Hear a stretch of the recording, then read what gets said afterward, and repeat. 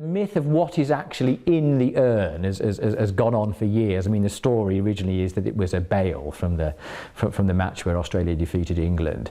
I've heard other stories that say it actually wasn't a bale at all. It was part of an item of clothing of one of the ladies. They couldn't find a bale, they couldn't get hold of one, so they burnt an item of clothing. But when it was here, being kept here, the story is that the butler was cleaning the mantelpiece one day and knocked the urn over, spilled out the ashes. So what on earth could he do to cover up his misdemeanour?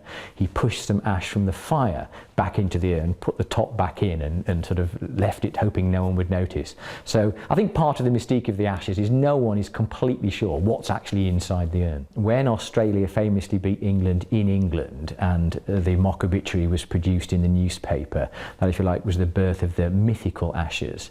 And when a few weeks later an England team set out to go to Australia to try and win the honour of England back by beating Australia, the captain of that team was a man called Ivo Bligh, who later became the 8th Earl of Darnley, and this is the family home of the Darnleys. It was sold to be a school in the 1960s, but as I say, he became the 8th Earl of Darnley.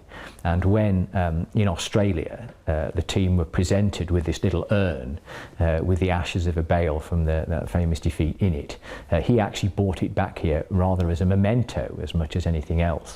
And not only did he bring the urn back, he also brought back one of the ladies who'd presented this urn to him, and she later on became his wife.